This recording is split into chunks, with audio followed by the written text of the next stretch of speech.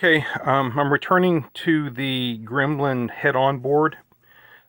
Since I got my retro chip tester fixed and upgraded, I can test more chips now. I made a separate video on that where I misprogrammed it and screwed it up and bricked it temporarily, but it was because I had the wrong programmer.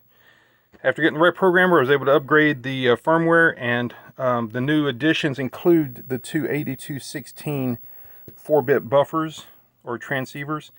And so I pulled these and put them into the tester, and they both tested good. So I was wrong about that. Well, that prompted me to test every other socketed chip. I tested all these, and I found 3 of them to be bad. So I replaced 3 RAMs. Then I tested this chip. It was bad.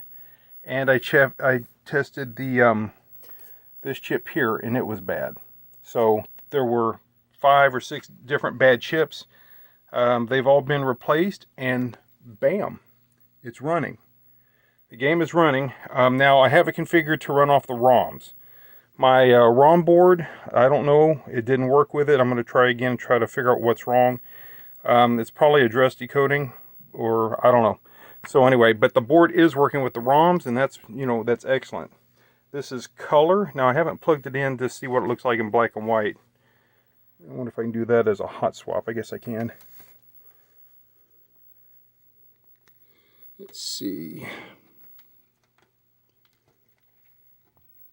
Well, that's what it looks like in black and white, which is wrong. I guess it didn't like being unplugged.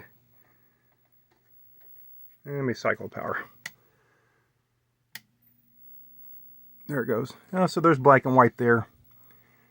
And it's actually blue and white, but that's fine. Pretend like that blue is a white color.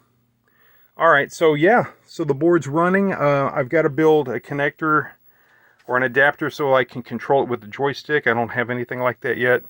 I only have the basic power and video hooked up.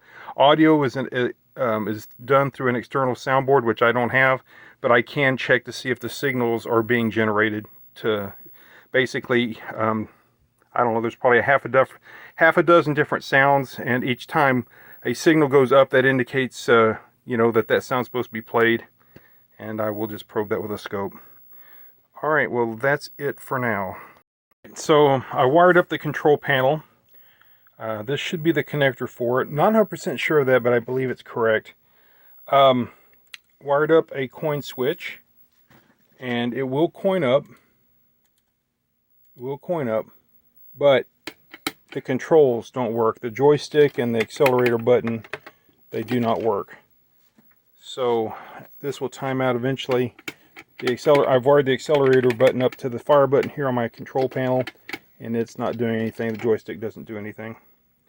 So I've spent enough time on this today. I'm gonna have to take a break from it, and that'll be the next thing I'll look at, try to figure out why the I/O isn't working, why the control panel.